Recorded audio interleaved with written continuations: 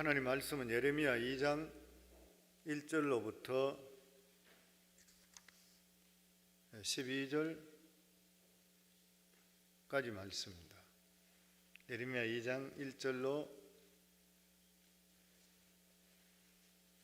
12절, 제 성경은 1050페이지입니다. 13절까지 같이 읽겠습니다. 여호와의 말씀이 내게 임하니라. 이르시되 가서 예루살렘의 귀에 외칠지니라. 여호와께서 이와 같이 말씀하시기를 내가 너를 위하여 내 청년 때의 인애와 내 신혼 때의 사랑을 기억하노니 곧 씨 뿌리지 못하는 땅 그 광야에서 나를 따랐음이니라. 이스라엘은 여호와를 위한 성물 곧 그의 소산족 첫 열매이니 그를 삼키는 자면 모두 벌을 받아 재앙이 그들에게 닥치리라. 여호와의 말씀이니라. 야곱의 집과 이스라엘 집 모든 족속들아 여호와의 말씀을 들으라. 나 여호와가 이와 같이 말하노라. 너희 조상들이 내게서 무슨 불의함을 보았기에 나를 멀리하고 가서 헛된 것을 따라 헛되이 행하느냐. 그들이 우리를 애굽 땅에서 인도하여 내시고 광야고 사막의 구덩이 땅 건조하고 사망의 그늘진 땅 사람이 그곳으로 다니지 아니하고 그곳에 사람이 거주하지 아니하는 땅을 우리가 통과하게 하시던 여호와께서 어디 계시냐 하고 말하지 아니하였도다. 내가 너희를 기름진 땅에 인도하여 그것의 열매와 그것의 아름다운 것을 먹게 하였거늘 너희가 이리로 들어와서는 내 땅을 더럽히고 내 기업을 역겨운 것으로 만들었으며 제사장들은 여호와께서 어디 계시냐 말하지 아니하였으며 율법을 다루는 자들은 나를 알지 못하며 관리들도 나를 반역하여며 선지자들은 바알의 이름으로 예언하고 무익한 것들을 따랐느니라. 그러므로 내가 다시 싸우고 너희 자손들과도 싸우리라. 여호와의 말씀이니라. 너희는 깃딤 섬들에 건너가 보며 게달에게도 사람을 보내 이 같은 일이 있었는지를 자세히 살펴보라. 어느 나라가 그들의 신들을 신 아닌 것들과 바꿀 일이 있느냐. 그러나 나의 백성은 그의 영광을 무익한 것과 바꾸었도다. 너 하늘아 이 일로 말미암아 놀랄지어다. 심히 떨지어다. 두려워할지어다. 여호와의 말씀이니라. 내 백성이 두 가지 악을 행하였나니 곧 그들이 생수에 근원되어 있는 나를 버린 것과 스스로 웅덩이를 판 것인데 그것은 그 문을 가두지 못할 터진 웅덩이들이라. 아멘. 세계에서 가장 부자가 이제 포브 매거진에 보면 계속적으로 이제 주식 시세에 따라서 그 순위가 계속 바뀌는 것들이 나옵니다. 지난번에 한번 일론 머스크 테슬라의 CEO가 전 세계에서 가장 부자로 나왔었는데 이번에는 이제 다시 테슬라 주식값이 조금 떨어지고 아마존이 올라가니까 아마존의 제프 베조스가 1위로 나왔습니다. 171억 달러, 171 빌리언, 그러니까 한국 돈으로 따지면 한국 돈이 아니라 달러로 따지면 1710억 달러, 1710억 달러. 그리고 둘째가 일론 머스크 1510억 원, 억불, 151 빌리언. 그리고 세 번째가 버나드 아놀트라고 하는 사람인데 이 사람이 프랑스의 루비통하고 뭐 헤르메스 이런 아주 고급 패션 계통의 이걸 다 통합했는 사람이죠. 전 세계 세 번째로 부자입니다. 그리고 네 번째가 빌 게이츠, 마이크로소프트 한참 계속적으로 1위로 있다가 2등 됐다가 그러고 나서 지금 4위로 그렇게 되어 있습니다. 근데 어제 미국의 신문에 경제계에 가장 샥한 그런 뉴스가 뭐였었냐면은 빌 게이츠가 자기 부인 멀린다 게이츠하고 27년 동안 살았는데 둘이 디볼스 한다고 그 뉴스가 나왔습니다. 그래서 이 1240억 불 재산을 어떻게 스프리드 할 것인가 뭐 여기에 대해서 여러 가지 이야기들이 많았습니다. 이제 부부간에 똑같이 트윗을 통해서 우리들은 이제 이혼한다 그러면서 이 부인이 자기가 사는 킹카운이라는 곳에 거기다가 이제 남편을 상대로 디보스 파일을 이제 했는 것이에요. 성경에 보면은 이스라엘 백성과 하나님 관계를 부부 관계로 합니다. 부부 관계로 비유하고 있죠. 예수님이 신부되고 우리가 예수님이 신랑 되고 우리가 신부되는 거죠. 그러니까 하나님과 우리 관계 어떤 관계냐? 신랑과 신부의 관계다. 신랑과 신부의 관계에서 가장 중요한 것이 뭐냐면 약속과 신뢰인 것이에요. 부부간에 살아갈 때에 이 약속과 신뢰가 깨어지면 같이 살 수가 없는 것입니다. 그래서 결혼할 때 결혼할 때 항상 보면 선서하는 것이에요. 아플 때나 뭐 건강할 때나 기쁠 때나 슬플 때나 부유할 때나 가난할 때나 이 사람만을 사랑하고 존중할 것을 서약합니까? 항상 그렇게 서약하는, 같이 서약하는 것이에요. 그런데 남편을 두고 아내가 바람이 나든지 아니면 아내를 두고 남자가 바람이 나든지 어떤 일을 통해서 이런 일이 될 때는 약속을 깨트리는 것이에요. 그럴 때는 어떻게 하는 것이에요? 할 수 없이 재판정에 가는 것이에요. 재판에 가서 그래서 뭐 재산을 나누든 아니면 잘잘못을 따지게 되어 있는 것입니다.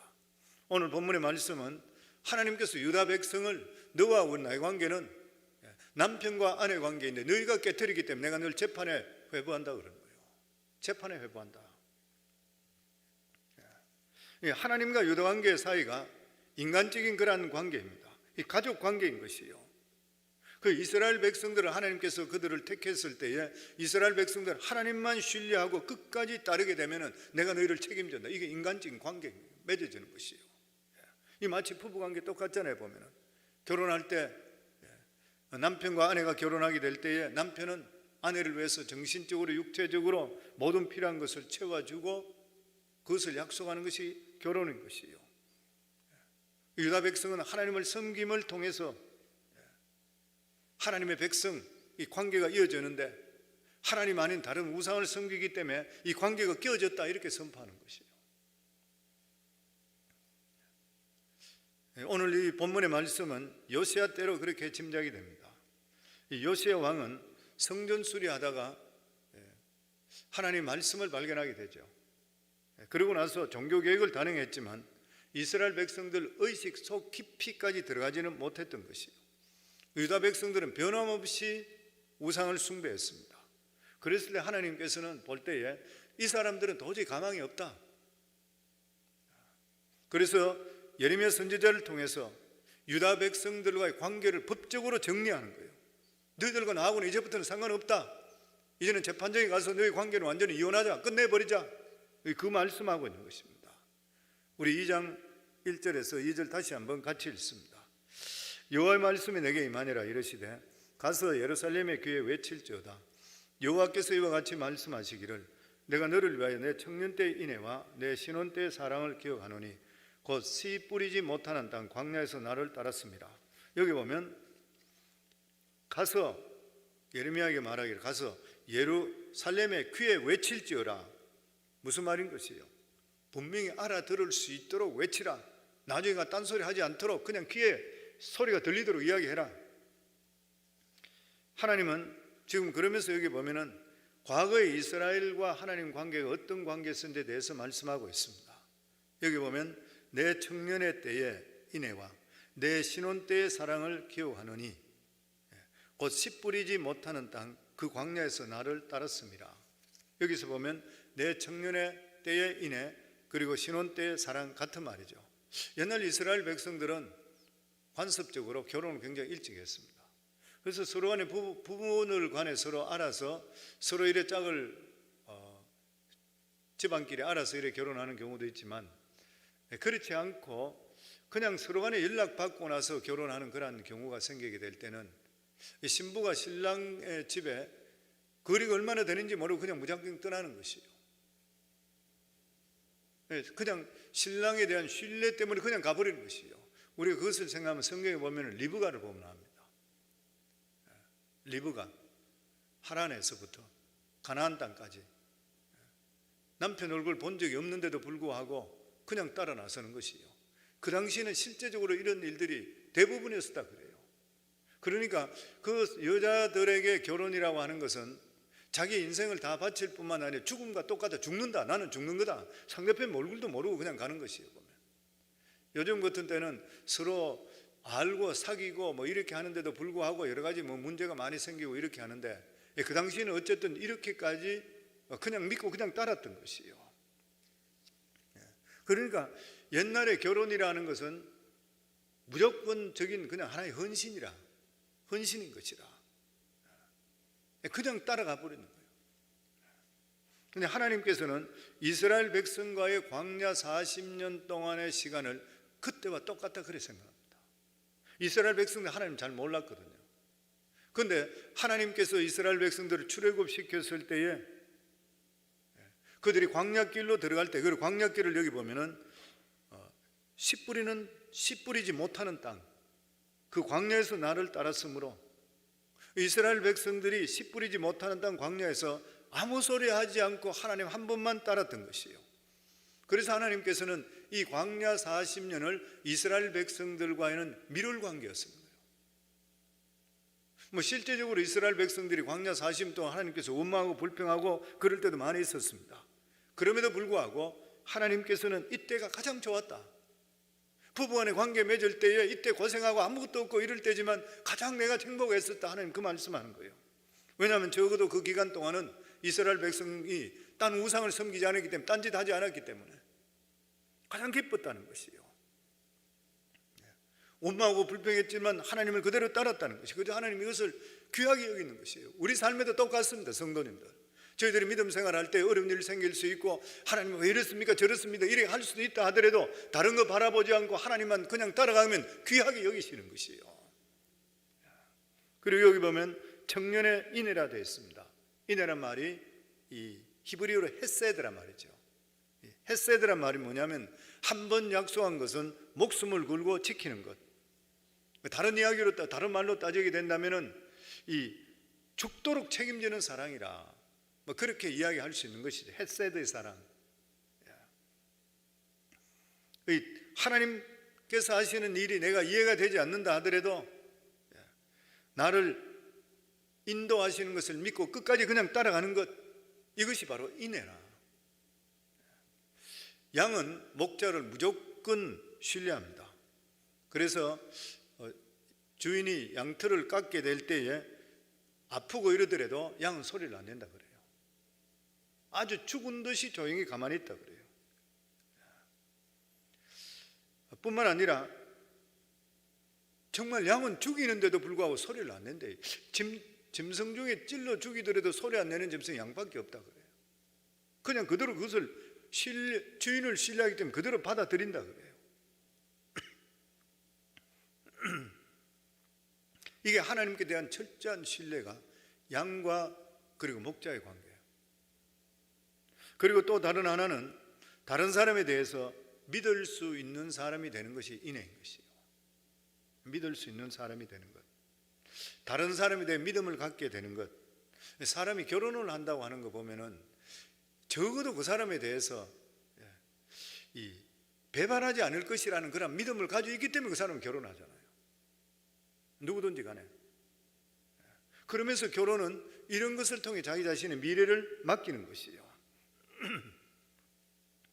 지금 하나님께서는 너희들이 어렵고 힘들 때는 이렇게 했는데 내가 이제는 젖과 꿀이 흐르는 이러한 많은 축복을 주는데도 불구하고 너희들은 오히려 나를 배반하고 다른 신을 섬긴다, 그 말씀이에요. 하나님 백성에게 가장 귀한 것이 바로 뭐냐면은 이 두 가지가 없다고, 두 가지인데 이 두 가지가 없어 실상 주는 거예요. 첫 번째가 뭐냐면 하나님에 대한 절대적인 신뢰입니다.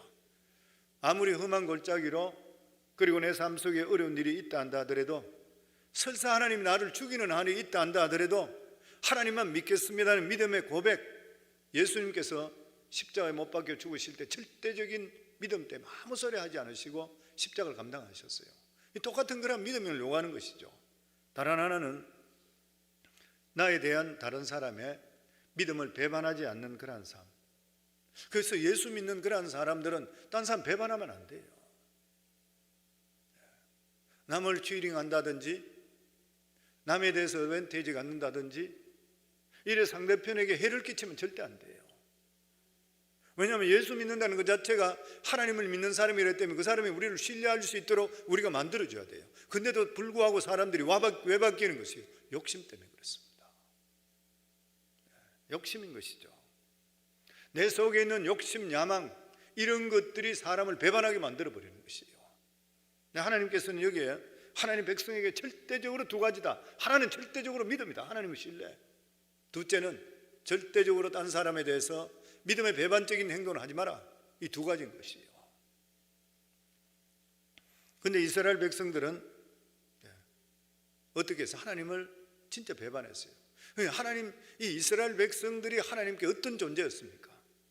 오늘 3절의 말씀에 보면 이스라엘은 여호와를 위한 성물, 곧 그의 소산죽 첫 열매이니 그를 삼키는 자면 모든 벌을 받아 재앙이 그들에게 닥치리라. 여호와의 말씀이니라. 이스라엘은 여호와를 위한 뭐라고요? 성물이라고 그랬어요. 성물이 뭐예요? 구별된 거룩한 이 신성한 물건, 하나님께 바치는 건 성물이잖아요. 그 이스라엘 백성들은 뭐냐? 여호와의 거룩한 성물이다. 그러니까 성물이 하는 것은 무엇이에요? 오직 하나님을 영화롭게 하는 것이에요. 하나님께 대한 책임을 다하는 것이 성물의 가장 귀한 직분인 것이에요. 하나님 앞에서 깨끗하고 거룩하게 사는 것, 그리고 기쁨으로 제사 드리는 것, 이게 성물이 할 일이거든요. 우리도 에브라함을 통해서 예수 그리스도로 말미암아 하나님의 귀한 자녀 됐으면 똑같은 것이에요. 저희들의 삶이 거룩해야 되는 것이고, 그리고 깨끗해야 되는 것이고, 기쁨으로 예배 드릴 수가 있어야 되는 것이에요. 보면 하나님의 백성들에게 가장 중요한 것은 하나님에 대한 의무가 무엇보다도 먼저입니다. 항상 살아가는 삶의 생각, 왜냐하면 하나님의 여호와의 성물이기 때문인 것이에요. 왜냐하면 이것을 잘 해야지 이 세상이 복을 받게 돼 있어요. 사울 왕 때에 사울이 왜 망했습니까? 사울이 눈이 완전히 돌아버리는 바람에 다윗을 도와줬다고 해서 이스라엘에 제사 지낼 수 있는 제사장 85명을 싸그리 다 죽여버렸잖아요. 그러면 누가 제사를 지내요? 그리고 누가 자기를 위해서, 나를 위해서 기도해요? 싹 없애버렸어요. 그러니까 재앙이 임하는 거예요. 그런 성경이 계속적으로 우리에게 말씀하는 게 뭐냐면은 이 세상의 재앙을 막을 수 있는 유일한 것이 뭐냐면 하나님의 백성, 하나님의 성물들이 우리가 믿음 생활 바람을 통해서 재앙이 멎는 것이에요. 그래서 축복에 우리가 통로라고, 우리가 기도할 때든 사람 말할 때는 뭐 시를 읊을 때 축복이 통로가 돼요. 축복이 통로가 무엇이에요? 우리가 하나님 말씀 안에 바로 살고 경건하고 거룩한 삶을 살게 되면 우리 자신들이 축복이 통로가 자연적으로 되어버리는 것이에요. 입으로만 하는 것이 아니라 똑같은 그런 말씀을 여기 하고 있는 것입니다. 그러면서 하나님께서 이들이 첫 번째 열매라 그랬어요. 과실나무를 심을 때에 가장 중요한 것이 뭐냐면 첫 열매라 그렇게 이야기합니다. 첫 열매가 맺히지 않으면 다른 열매가 안 맺히기 때문에 그래요. 그래서 농부들은 나무를 심어놓고 나서 몇 년 동안을 첫 열매 맺히기를 기다리는 것이에요. 그리고 드디어 첫 열매가 맺혔을 때 굉장히 기뻐요. 왜냐하면 계속적으로 이제부터 열매가 맺히기 때문에 그래요. 여기서 이스라엘을 첫 열매라는 것은 하나님의 말씀으로 낳은 새로운 사람이죠. 새로운 사람. 이 세상에 타락한 본성을 가지고 있는 사람이 아니라 하나님 말씀을 알아듣고 자신을 하나님 말씀으로 쳐서 복종시켜서 믿음으로 살려고 하는 것, 신인류, 시로 따지면 성경 우리가 신인류입니다. 새로운 인류인 것이죠. 우리 예수 믿기 전에는 우리 이래 살았는가요? 우리 하나님 몰랐잖아요. 내 마음대로 살았던 사람이잖아요. 근데 예수 그리스도를 믿음을 통해 내 속에 성령께서 우리 속에 들어옴을 보면서 저희들이 살아가는 모든 삶은 하나님 말씀에 초점이 맞춰주는 거예요. 세상 사는 거 완전히 틀린 거예요. 신인류가 지어지는 거예요. 그러니까 우리가 그리스도 안에 있으면 새로운 피조물이는 이전 것은 지나갔으니 보라 새 것이다. 신인류가 되어버리는 거예요. 믿으세요? 목소리가 좀 그런 것 같아요. 작은 믿음대로 이루어질 줄 믿습니다. 하나님께서는 이렇게 살아가는 것을 가장 귀하게 여기십니다. 하나님께서는 머리가 좋고 재능이 있고 세계적으로 명성을 떨치는 사람을 첫 열매라 하지 않고 하나님 말씀할 때 아멘 하는 자를 첫 열매라 그래요. 하나님 말씀이 떨어질 때 아멘 하시는가요? 새벽에도 이렇게 새벽부터 기가 죽어가지고 하루를 어떻게 힘있게 살아가요? 하나님 말씀이 떨어질 때 아멘으로 반응하는 것은 딴 말은 무엇이에요? 내 욕심대로 살지 않겠습니다. 하나님 말씀대로 살겠습니다. 그 말씀인 것이에요. 만약에 내가 삶이 하나님 말씀께서 하실 때마다 내가 아멘하고 이 말씀대로 살려고 하는 자는, 그 다음 성경 말씀에 보면 그를 삼키는 자면 모두 벌을 받아 재앙이 그들에게 닥치리라. 여호와의 말씀이라. 그들을 건드리기면 건드리면 내가 그냥 두지 않는다. 믿음대로 살고 하나님 말씀에 아멘하고 살아가는 이러한 사람들을 누가 건드리면 내가 대신 그것을 갚겠다. 모든 벌을 받아 재앙이 그들에게 닥칠 것이라. 이런 하나님이시란 거예요. 하나님께서 이렇게 기대하시고 이렇게 그들을 사랑하시고 이러한 열매가 계속 맺혀지길 원했는데, 이스라엘 백성들이 광야 40년 동안 잘 따르다가 젖과 꿀이 가나안 땅에 들어가서 살게 됐을 때에 열매 맺는 것을 포기해버리고 하나님의 열매 맺는 것을 포기해버리고 우상의 열매를 맺기 시작하는 거예요. 4절부터 5절입니다. 야곱의 집과 이스라엘의 집 모든 족속들아, 여호와의 말씀을 들으라. 나 여호와가 이와 같이 말하노라. 너희 조상들이 내게서 무슨 불의함을 보았기에 나를 멀리하고 가서 헛된 것을 따라 헛되이 행하느냐. 하나님께 지금 여기 이스라엘 백성들 하신 말씀이 뭐냐면, 내가 너희들에게 대한절 무엇을 잘못했기에 나를 버리고 다른 신을 섬기느냐. 내가 너희들을 지금까지 건져주고 살려주고 여기까지 이끌어줬는데 내가 너희들에게 무엇을 잘못했길래 너희는 나를 떠나서 딴 신을 섬기느냐. 도대체 이 사람들이 가지고 있던 원망과 불만이 무엇인 것이에요? 우리 6절부터 7절 말씀입니다. 그들이 우리를 애굽 땅에서 인도해 내시고 광야와 사막과 구덩이 땅, 건조하고 사망의 그늘 땅, 사람이 그곳으로 다니지 아니하고 그곳에 사람이 거주하지 아니하는 땅을 우리가 통과하게 하시던 여호와께서 어디 계시냐고 말하지 아니하였도다.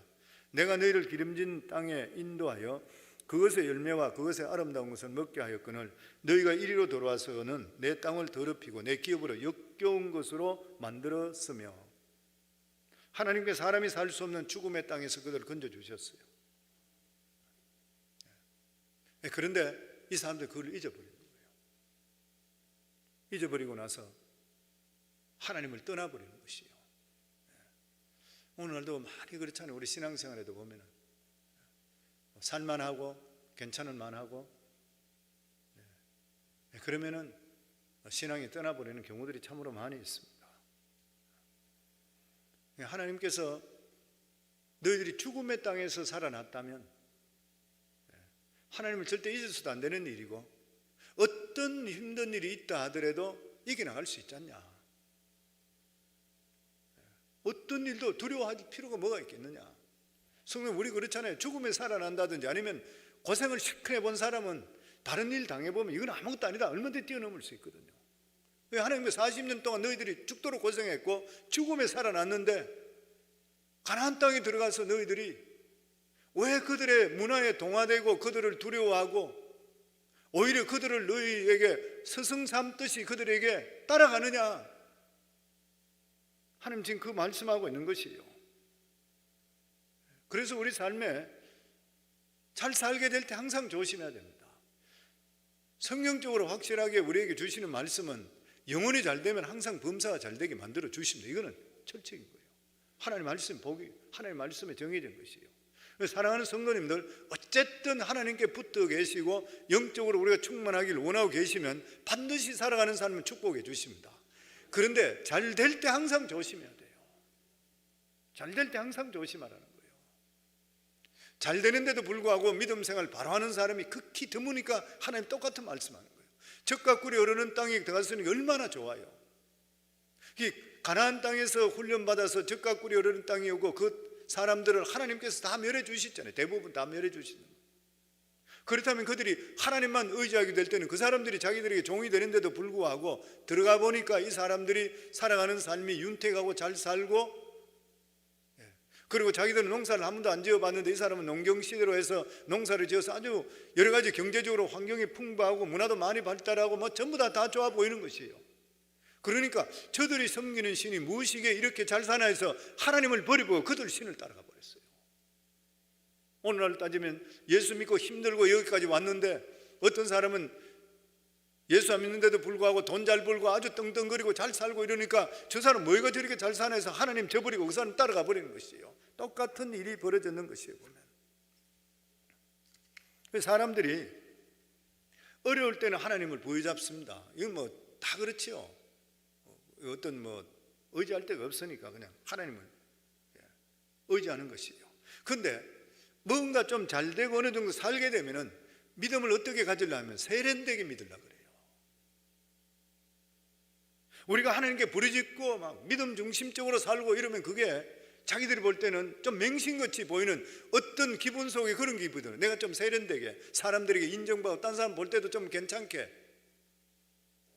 믿음은 야성을 잃어버리는 순간부터 믿음은 더 이상 믿음이 될 수가 없습니다. 왜냐하면 그래 되면 천국과 지옥도 왔다 갔다 해버리는 것이에요. 그래서 오늘날 가장 중요한 게 뭐예요? 믿음의 야성을 끝까지 우리 삶에 지켜야 되는 것이에요. 그래야 주의 능력이 우리 속에 임하게 되어 있는 것이에요. 아멘. 그러면서 9절 말씀입니다. 그러면서 내가 다시 싸우고 너희 자손들과도 싸우리니 여호와의 말씀에, 여기 말씀이 싸우다는 것은 히브리 말로 리브란 말인데 이 뭐냐면 법적으로 너희들을 고소해버리겠다, 심판받게 하겠다, 그 말씀인 것이에요. 하나님께서 이스라엘 백성들을 법정에다가 기소하겠다, 이렇게 하시겠다, 후손들도 그래 하겠다, 너희 자손들과도 싸우리니, 너희가도 싸우고 너희 자손과 싸우리니 너희와 너희 자손 모두 나를 법정에 다 갖다 붙이겠다. 그 말이 뭐냐면은 이스라엘 백성 너희가 가장 중요한 사실을 잊고 있기 때문인 것이라. 그것이 뭐인 것이요? 신앙이라는 것이 무엇입니까? 하나님과 하나님 백성 관계의 언약입니다. 신앙이란 딴 것이 아니고 하나님과 하나님 백성 간의 언약인 것입니다. 그러니까 우리가 하나님 백성으로서 하나님의 말씀대로 언약을 지키면 하나님께서 무조건 책임지십니다. 이게 언약인 것이에요. 아브라함과 언약 맺을 때 그랬잖아요. 짐승을 잡아가지고 반으로 전부 짜겨놓고 나서, 그러고 나서 네가 이제부터는 내 백성이 되고 내 말을 따를 때는 내가 너희를 천대만대까지 복을 주고, 만약에 네가 내 말에서 어긋나서 다른 우상을 섬기게 될 때는 짐승이 쪼개진 것 같이 이것을 똑같이 너희도 죽으리라, 심판한다, 똑같은 말씀. 그러면서 불이 중간 사이로 지나갔잖아요. 똑같은 그 말씀인 것입니다. 신앙이란 뭐냐? 우리가 예수 믿고 구원받고 하나님을 아버지로 의지하고 살아간다 그러면은 하나님과 우리 관계 예수 그리스도로 말미암아 언약이 맺어졌는 것이에요. 우리가 그리스도로 말미암아 믿음 안에 살게 될 때는 하나님께서 우리 삶에 끝까지 책임지는 언약이에요. 믿으세요?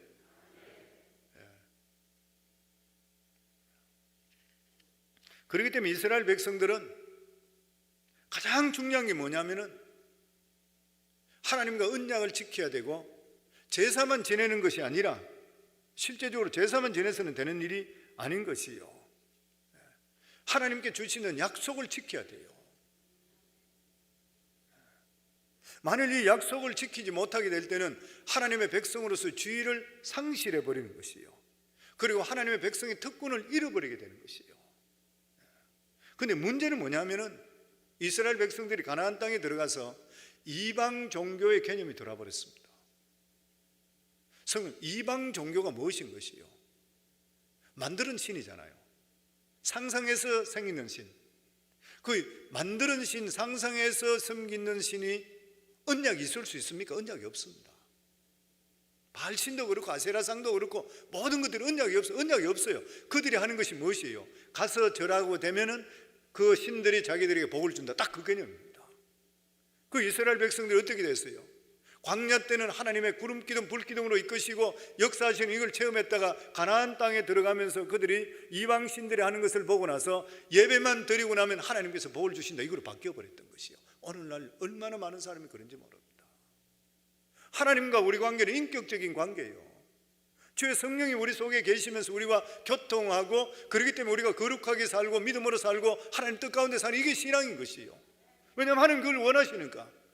그런데 이방 종교의 개념이 들어오게 되면은 그냥 예배만 드리고 가면은 하나님께서 나를 복을 주신다, 이것밖에 생각 안 하는 것이에요. 오늘 얼마나 많은 사람이 그래요. 그래서 예수 믿는데도 불구하고 하나님 뜻은 상관하지 않고 자기 그냥 이기적으로 그냥 살고 나 복만 받으면 된다 이러니까 이 종교가 기복신앙으로 바뀌는 것이에요. 기복신앙이 따로 있는 것이 아니잖아요. 내가 절했으니까, 내가 아니면 헌금했으니까 나에게 복 주소요, 이것만 끝내버리는 것이죠. 이게 기복신앙이잖아요. 그래서 하나님의 백성들은 하나님의 주시는 어떤 말씀의 범위에 벗어나면서까지 부자가 되려 하지 말아야 돼요. 그리고 성공하려고 하지 말아야 되는 것이에요. 하나님의 백성은 자기 욕심만 죽일 수 있으면 절대로 망하지 않습니다. 하나님께서 보호하셔요. 우리가 하나님 말씀 안에 그냥 살고 착실하게 말씀 안에 있고 내 욕심 부리지 않고 살게 되시면은 몇십 년 신앙생활 하면 같으면은 집안들이 다 잘 돼요. 뭐 돈뿐만 아니라 가정도 그렇고 다 잘 되게 돼 있어요. 욕심 부리니까 문제가 되는 것이지. 그런데 이렇게 하나님을 우상화시켰던 주동자들이 누구냐면은 유대인의 지도자들이었습니다. 선지자들, 제사장들. 8절에 보면 제사장들은 여호와께서 어디 계시냐 말하지 아니하였으며 율법을 다루는 자들은 나를 알지 못하며 관리들도 나에게 반역하며 선지자들은 바알의 이름으로 예언하고 무익한 것들을 따랐느니라. 하나님의 법을 지키고 하나님의 법을 가르쳐줘야 되고 믿음으로 가야 될 일할 제사장들과 선지자들과 율법을 다루는 자들이 하나님을 반역하고 하나님을 알지 못했다 그랬어요. 지금으로 이야기하는 무엇이에요? 성령 받지 못한 자들이에요. 성령 받지 못한 자들이 목회자가 되는 것. 성령 받지 못한 자들이 선교사, 선교사들이 어쨌든 간에 하나님을 정확히 모르는 자들이 지도자가 되어버렸어요. 그래서 교회에서도 교회의 성도들 중에서 지도자가 되는 사람이 있잖아요. 교회 리더가 되는 사람에게 가장 중요한 게 뭐예요? 성령 받은 사람입니다. 성령 충만입니다. 만약 교회에 안수 집사든지 장로든지 권사든지 그 중에서 특별히 교회 리더들급들이 성령 받지 못한 사람이 교회에 있으면 그 사람 세움을 통해 교회에 재앙이. 정필도 목사님 한국의 소영로교회 거기 목회자 세미나 요즘 같을 때 영상으로 해요. 제가 한번 들어봤어요. 들어보니 정필도 목사님 얼마나 유명한 분이에요. 목회 얼마나 잘하신 분이에요. 그분이 그렇게 이야기해요. 교회에 우리는 침례 교단이기 때문에 안수 집사를 세우는데 장로교회는 장로를 세우잖아요. 교회에 성령 충만하지 못한 하나님을 모르는 장로를 세웠다 그러면 그 교회는 그때부터 재앙이고 그 장로가 죽기까지 재앙이 이르는다 그래요. 얼마나 무서운 말인 것이에요. 수천 명이 되더라도 자격 없으면 한 사람도 세우지 말아요. 그 사람들은 딴 사람까지 교회까지 딴 사람까지 다 같이 힘들어진다는 거예요. 여기 지금 여기도 똑같은 것이에요. 보면 제사장이다 선지자다 이런데도 불구하고 여기 보면 나를 알지 못하며 성령 받지 못하면 하나님 절대 몰라요. 교회만 왔다 갔다 한다더라도 하나님 아는 건 절대 아니거든. 제가 10년 동안 교회 다녔지만 내가 진짜 하나님 못 만났거든요. 그냥 신학 공부한다고 하나님 만나요? 아니에요. 신학교 박사까지 되더라도 성령 받지 못한 사람 얼마나 많은지 몰라요. 지금 똑같은 그 이야기하고 있습니다. 그러면서 하나님께서는 자신이 이스라엘 백성 마음에 가장 중요한 분이 되기를 원하셨던 것이에요. 10절에서 11절 말씀입니다. 같이 읽습니다. 너희는 기띔 섬들에 건너가 보며 게달에게도 사람을 보내 이 같은 일이 있었는지를 자세히 살펴보라. 어느 나라가 그들의 신들을 신 아닌 것들과 바꾼 일이 있느냐? 그러나 나의 백성은 그 영광을 무익한 것과 바꾸었도다. 여기 보면 기띔과 게달 다 이방 도시인 것이죠. 이방 사람입니다. 이방 사람들도 자기들이 섬기는 신을 세상 엉터리 것과 바꾼 적이 없다는 거예요. 아무리 엉터리 같은 종교를 가진 사람이라 하더라도 자기 신앙을 소중하게 가지고 있다고 하는 것이에요. 그런데 이스라엘 백성들은 하나님을 귀하게 여기지 않는다는 거예요. 그래서 다른 나라의 신들과 바꾸자 그러니까 조금도 망설이지 않고 바꿔버렸어요. 딴 우상을 섬겨버리는 것이에요. 정말 기가 막힌 일이 벌어지게 됐던 것이요. 자기 부모가 마음에 들지 않는다고 해서 다른 사람 바꿀 수 있습니까? 바꿀 수 없는 일이잖아요. 그런데 이스라엘 백성들은 하나님께서 그들을 노예되어 있는 것을 건져주시고 하나님의 백성 삼아 주셔서, 그렇지 않으면 그들은 아직도 이집트에서 노예로서 죽을 때까지 살아야 될 사람이에요. 그렇다면 이스라엘 백성의 가장 소중한 분은 누구냐면 하나님이시죠. 우리들도 똑같잖아요. 죄의 노예로 말미암아 멸망하는 짐승과 같은 우리들인데, 하나님께서 예수 그리스도로 말미암아 그 보혈의 피로 말미암아 죄의 용서함을 받고 죄의 노예에서 우리에게 자유함을 허락해 주신 것이요, 영원한 천국을 허락해 주신 것이고, 하나님께 순간순간 우리를 이끌어 주시는 것이요, 그렇다면 우리 삶 속에 가장 소중한 분이 누구신 것이요? 여호와 우리 하나님 아버지시잖아요. 그러면서 마지막에 12절에 보면 너 하늘아 이 일로 말미암아 놀랄지어다, 심히 떨지어다, 두려워할지어다, 여호와의 말씀이니라. 이스라엘 백성들, 하나님의 백성들이 뭐냐면은 하나님의 저주와 심판을 축복으로 바꾸는 사람이 이스라엘 백성들, 우리들인 것이요. 그런데 신앙적으로 바로 서지 못하고 욕심 부리게 되고 하나님을 버리게 될 때는 오히려 이들이 하나님의 저주의 심판의 대상이 된다는 거예요. 우리가 하나님의 거룩한 백성이라는 것은 너무나도 중요한 것입니다. 왜냐하면 우리들의 작은 믿음을 통해서 세상에 빛이 되고 세상의 축복으로 나타나기 때문인 것이요. 그래서 우리가 가지고 있는 이 위치를 끝까지 지킬 수가 있어야 되는 것이요. 세상이 좋다고 해서 세상적으로 절대 따라가서는 안 되는 것입니다. 사랑하는 성도님들, 하나님을 절대적으로 의지하기를 주의 이름으로 축원합니다. 무슨 일이 있다 하더라도, 성도님 우리가 죽더라도 천국 가잖아요. 죽음까지도 생각하면서 하나님 붙들 생각을 가지고 있어야 돼요. 하나님이 요구하시는 이것이에요. 그럼 내가 반드시 너희 책임진다. 그리고 둘째로는 우리가 인간관계 살아갈 때에 사람들에게 실망시키지 말아야 돼요. 저희들 살아가는 삶이 믿음의 삶, 거룩한 삶, 그리고 약속을 지키는 삶, 욕심 부리지 않는 삶, 이런 삶을 살게 될 때는 반드시 하나님께서 우리 삶을 축복하시고 복 있는 삶으로 만들어 주실 줄 믿습니다.